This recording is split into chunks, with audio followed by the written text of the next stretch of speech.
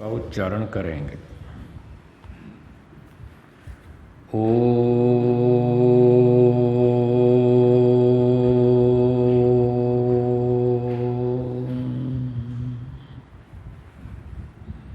हाँ जी, कौन सा सूत्र है? सांख्य दर्शन तीसरा अध्याय सूत्र संख्या 45 से 45 चलेगा, ठीक है। सूत्र 45, तत्र सिद्धिषु ऊहादिषु। तो अब ये सिद्धियां जो बताई 8 पिछले सूत्र में, ऊहादि सिद्धियों में एक खास बात बता रहे हैं। 45वां सूत्र बोलिए। न इतरात इतरहानेन विना।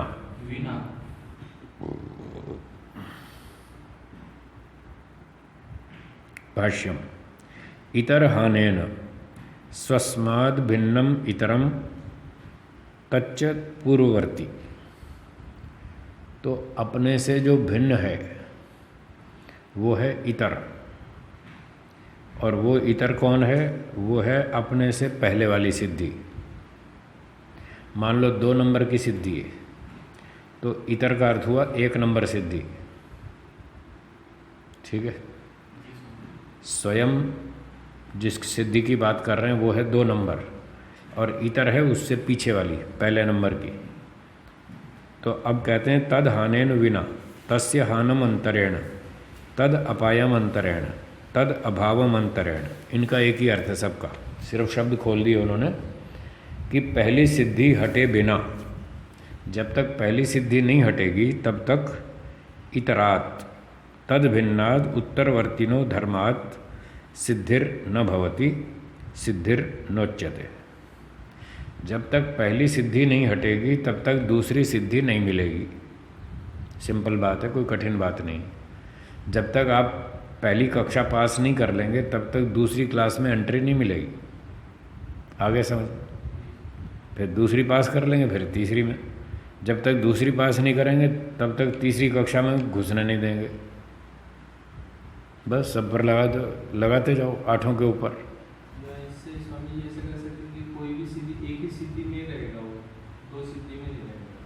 एक समय में एक सिद्धि में रहेगा। जैसे एक स्कूल में एक विद्यार्थी एक क्लास में पढ़ता है, 4वीं पास कर ली तो 5वीं में जाएगा, 5वीं पास कर ली तो 6वीं में जाएगा। बस वही बात है यहाँ पर, सिंपल बात। तद्यथा, जैसे कि अध्ययन सिद्धिस्तु गुरु मुखाध्ययनेन विना स्वयं अध्ययनाद भवति।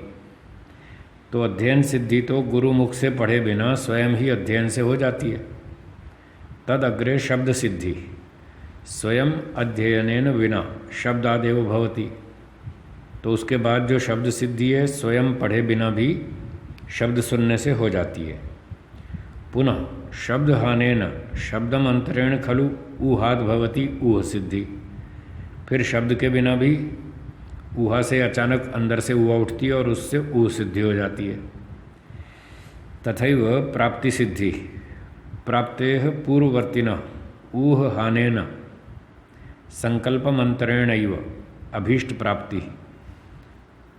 तो उसी तरह से जो प्राप्ति सिद्धि है उससे पूर्ववर्ती पहले वाली ऊह हानेन, ऊह सिद्धि को छोड़े बिना, अर्थात उसके बिना ही, उसके संकल्प के अंतरेणैव, उसके बिना ही अभीष्ट प्राप्ति हो जाती है।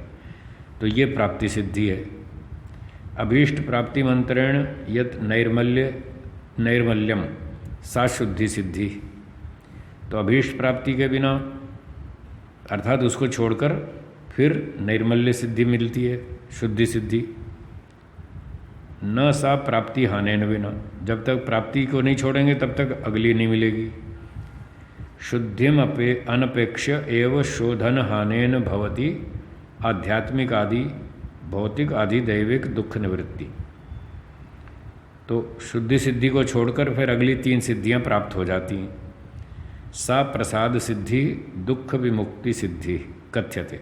वो इस प्रकार से दुख विमुक्ति सिद्धि के नाम से कही जाती है। वो सिद्धि तो पीछे पढ़ ली ना, प्रसाद सिद्धि। तो अब तो बस इतना बताना है कि पहली हटेगी और दूसरी आएगी, दूसरी हटेगी बिना तीसरी नहीं आएगी। 7वीं हटे बिना 8वीं नहीं आएगी। बस इतनी बात है, बाकी आप लगा लेना बैठ के। अस्य सूत्रस्य विज्ञान भिक्षु भाष्ये अन्यथा आलपितम। इस सूत्र की व्याख्या में विज्ञान भिक्षु भाष्य में कुछ अलग ही व्याख्या की है उन्होंने। आलपितम अलग ही कहा है। तत्र योग दर्शन प्रतिपादिता नाम मंत्र तपः समाधि सिद्धि नाम खंडनम कृतम। तो योग दर्शन में चौथे पाद में पहले सूत्र में कुछ सिद्धियों की चर्चा है। जन्म औषधि मंत्र तपः समाधिजाः सिद्धया।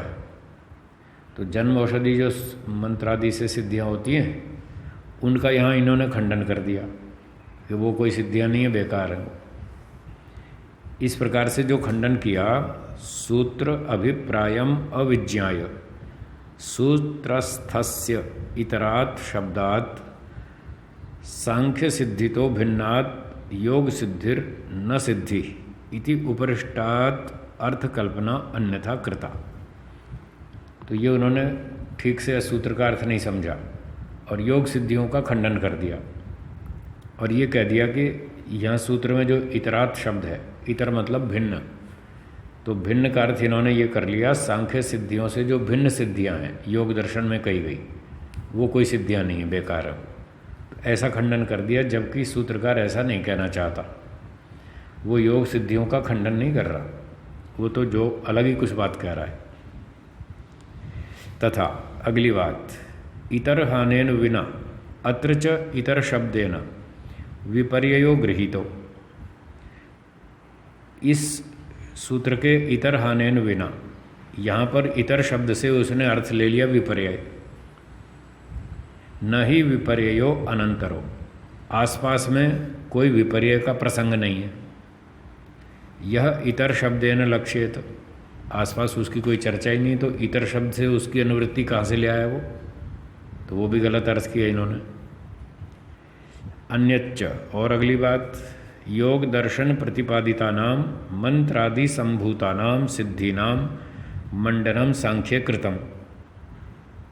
जबकि योग दर्शन में कही गई मंत्रादि से जो होने वाली सिद्धियां हैं, जो अभी मैंने बताई थी चौथे पाद वाली, उसका तो मंडन सांख्य में कर रखा है। उसने कब खंडन किया? उसका खंडन किया ही नहीं, सूत्रकार ने उसका विरोध नहीं किया।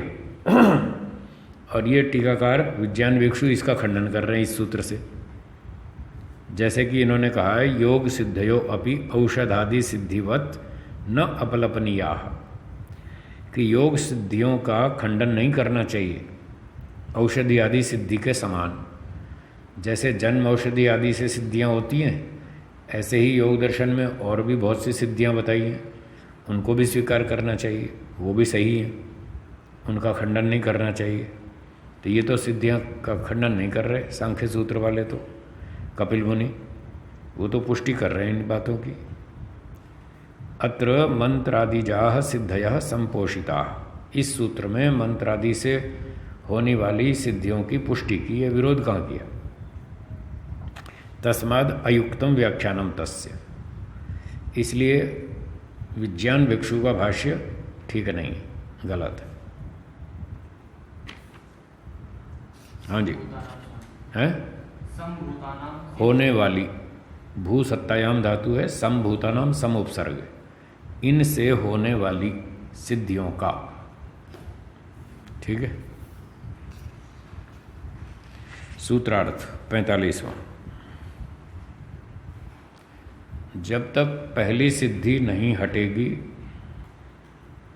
या पहली सिद्धि नहीं छूटेगी, सिद्धांती कह रहे हैं जब तक पहली सिद्धि नहीं छूटेगी तब तक दूसरी सिद्धि प्राप्त नहीं होगी।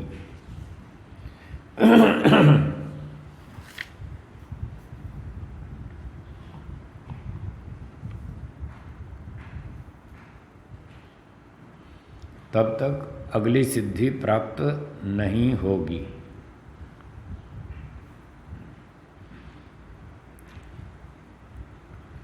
छूटने से क्या अर्थ है जी? छूटने से क्या अर्थ है कि पहले दिन नहीं छूटेगी। छूटने का मतलब जब तक आप चौथी कक्षा पास करके आगे नहीं निकलेंगे तब तक पाँचवीं की कक्षा में आपको प्रवेश नहीं मिलेगा। मुझे तो समझ आता है। चौथी पास कर ली तो आप चौथी में बैठेंगे, छोड़ देंगे, किताब बंद कर देंगे उसकी। हो जाएगा। जैसे चौथी पास कर ली परीक्षा, उसकी किताब बंद कर देंगे, तब पाँचवीं का सिलेबस पढ़ेंगे। तो यहाँ भी कह रहे हैं जो चौथी सिद्धि थी वो उसको बंद कर देंगे तो फिर पाँचवीं आगे मिलेगी। वही बात है सेम। अगर आप चौथी को पकड़े बैठे हैं तो पाँचवीं हाथ में नहीं आएगी। मतलब मैं चौथी सिद्धि में ही अभ्यास कर रहा हूँ, उसका उपयोग कर रहा हूँ बार बार, ऐसा करते रहो तो फिर पाँचवीं हाथ में नहीं आएगी आपके, चौथी में ही बैठे रहो। उसको छोड़ देना है, वो छोड़ना पड़ेगा तब अगली मिलेगी, उपयोग ही नहीं। उसका उपयोग नहीं करना। फिर पाँचवीं प्राप्त करो, फिर वो हट उसको छोड़ो, फिर छठी प्राप्त करो। ऐसे जब तक पिछली नहीं छोड़ेंगे तब तक अगली नहीं मिलेगी। ठीक है।